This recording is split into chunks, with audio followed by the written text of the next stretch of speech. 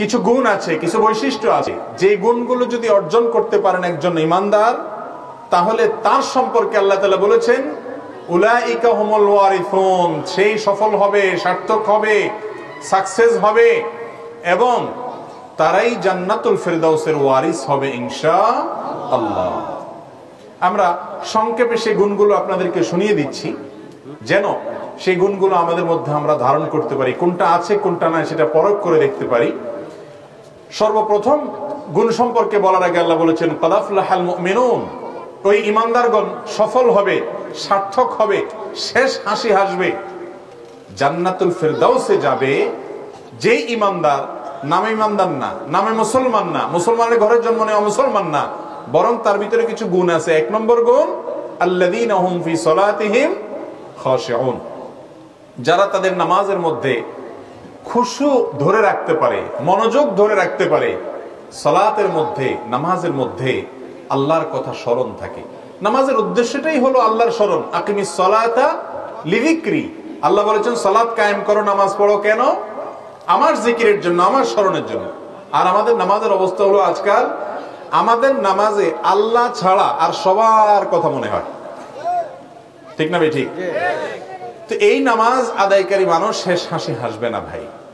যার নামাজে শুরু থেকে শেষ পর্যন্ত তার মালিকের কথা স্মরণ হয়, মালিক আমাকে দেখছেন, মালিককে আমি সিজদা দিচ্ছি, মালিককে আমি রুকু করছি, মালিকের তাসবিহ পাঠ করছি, মালিকের প্রশংসায় আমি সূরা ফাতিহা পাঠ করছি, এগুলো যখন বলার সময় আপনি মালিকের কথা চিন্তা করবেন, আপনার মনের ভিতরে মালিক থাকবে। অন্য কোনো চিন্তা আসলে মনে আসার সাথে সাথে সেটা থেকে আবার নিজেকে সরাই নিয়ে আসবেন। এই ব্যক্তিকে বলা হয় খুশুওয়ালা নামাজি, মনোযোগওয়ালা নামাজি।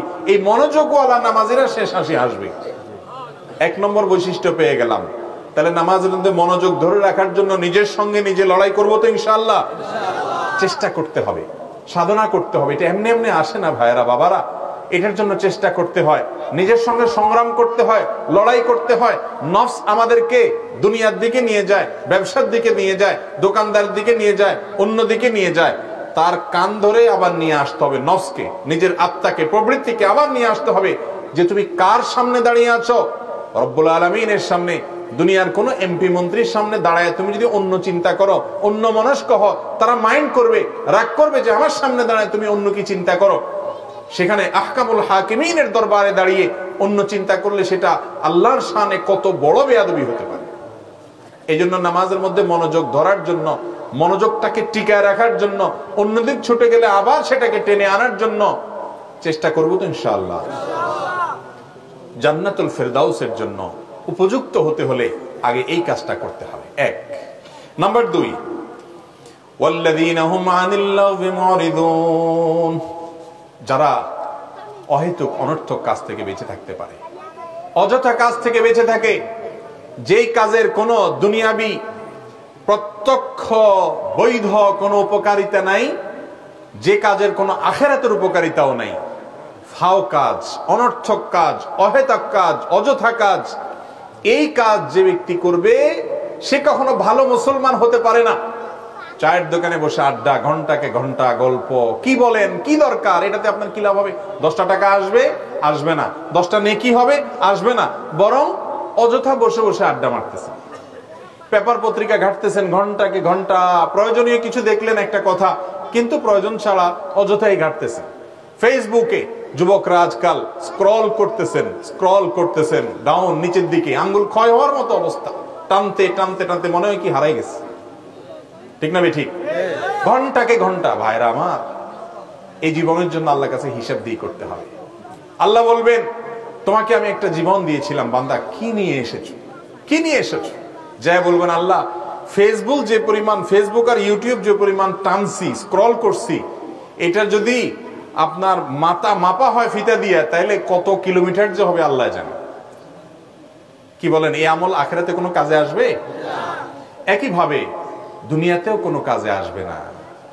ফেসবুক যত টানবেন দুনিয়াতে তত বেশি লাভ হবে, পয়সা কড়ি আসবে, সুখ শান্তি আসবে? আসবে না। অনর্থক কাজ, অহেতুক কাজ সফল হওয়ার জন্য অন্যতম প্রধান শর্ত হলো আপনাকে নিজের ইজ্জতকে হেফাজত করতে হবে। চরিত্রে কোনো কালিমা লাগানো যাবে। যে যুবক তার যৌবনে বিবাহের আগে বিভিন্ন মেয়েদের সাথে সম্পর্ক করেছেন, যে মেয়ে বিভিন্ন ছেলেদের সাথে সম্পর্ক করেছেন, যোগাযোগ রেখেছেন, হারাম সম্পর্ক করেছেন, এই জেনার সম্পর্কের কারণে আপনি আপনার লজ্জাস্থানে যত্রতত্র হেফাজত করলেন না, ব্যবহার করলেন, যত্রতত্র ব্যবহার করলেন, এবং এটার কারণে আপনি জান্নাতুল ফেরদাউসের উপযুক্ততা হারালেন। যারা আগে ভুল করেছেন তওবা করে আল্লাহর কাছে ফিরে আসেন। মনে রাখবেন, আল্লাহ তাআলা হারামে আরাম রাখেন নাই ভাই। শয়তান আমাদেরকে বলে হারামে আরাম আছে। জেনা, যেটাকে এখন নাম দেয়া হয়েছে রিলেশনশিপ, জেনার এখন নাম কি ভাই? রিলেশনশিপ।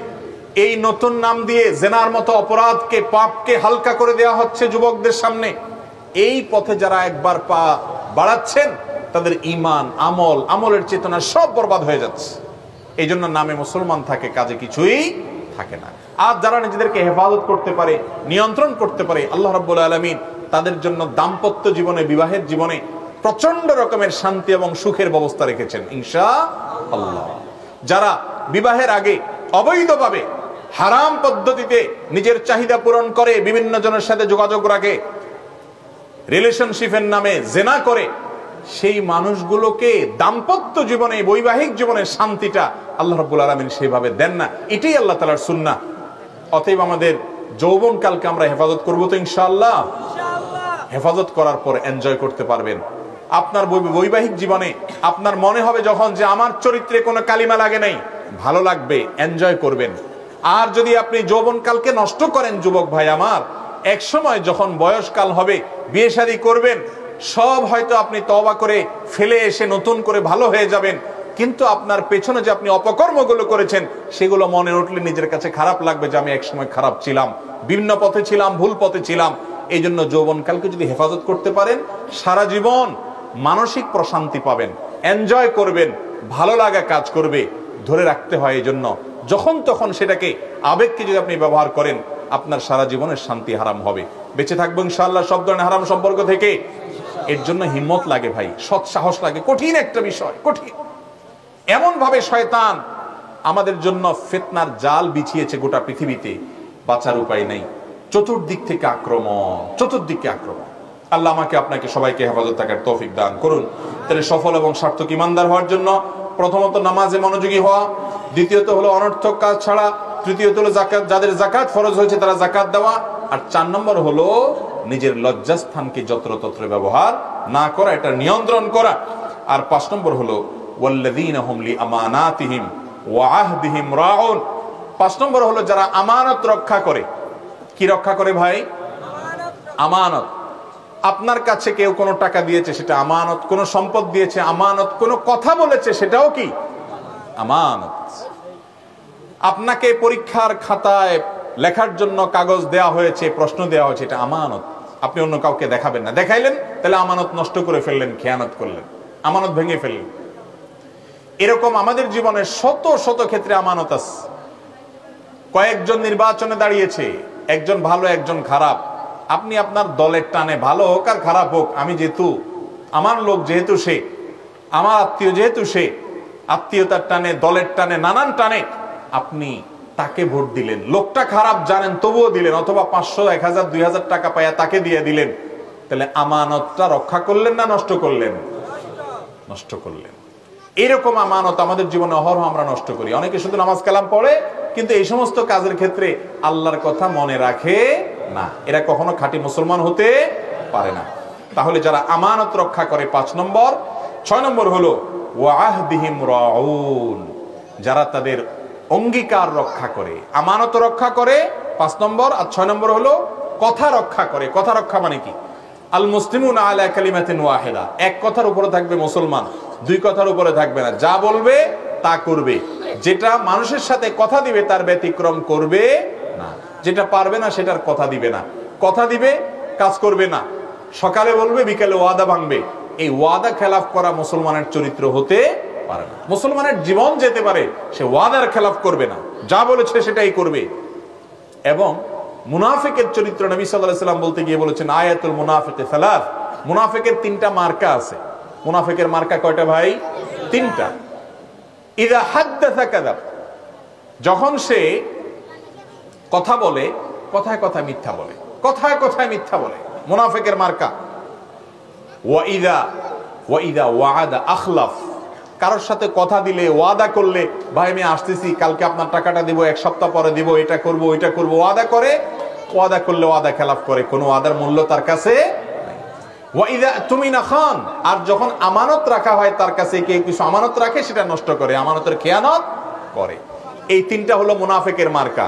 তাহলে ইমানদার যে ব্যক্তি সফল হবে, সার্থক হবে, জান্নাতুল ফেরদাউসের মালিক হবে, সে কখনো ওয়াদার ব্যতিক্রম করবে, ওয়াদা করলে ওয়াদা রক্ষা করবো তো ইনশাআল্লাহ।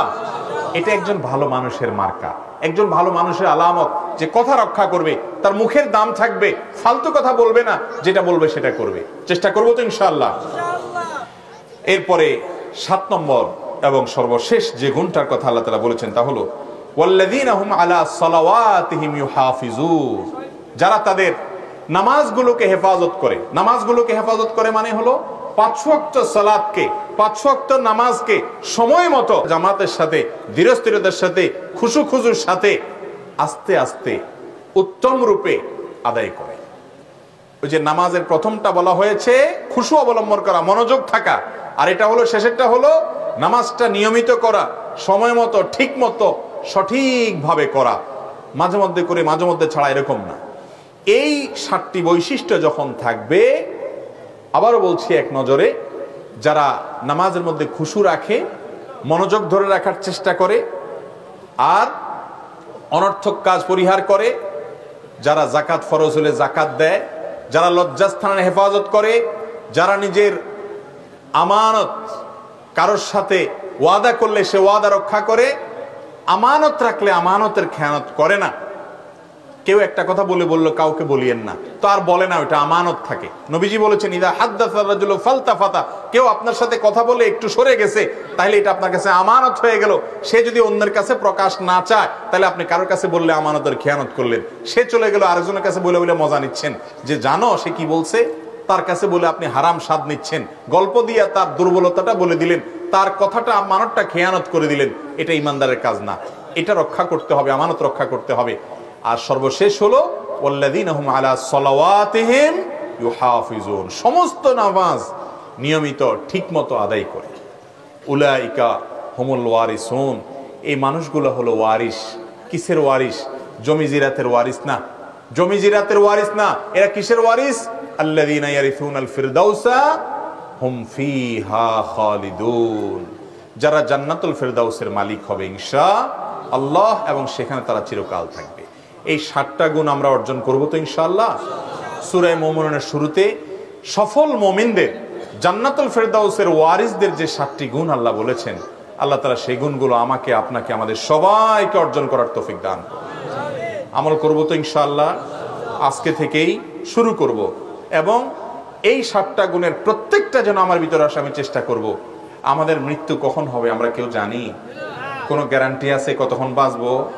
তাহলে যখন শুনলাম, এখন থেকে যদি তওবা করে, আগের গুলোর জন্য ক্ষমা প্রার্থনা করে, হালখাতা করে নতুন করে জীবন শুরু করেন, আল্লাহ তাআলা পূর্বের সবগুলো মাফ করে দিবেন ইনশাআল্লাহ। নতুন করে সংকল্প করবো তো ইনশাআল্লাহ। নাকি শুধু ওয়াজ শুনে কান সুখ করে বাড়িতে যায় নাকি তেল দিয়ে ঘুমাবেন? কোনটা? আমল করবেন তো ইনশাআল্লাহ। আল্লাহ আমাকে, আপনাকে, আমাদের সবাইকে আমল করার তৌফিক দান করুন। জাযাকুমুল্লাহু খাইরা ওয়া আখিরু দাওয়ানা আলহামদুলিল্লাহি রাব্বিল আলামিন।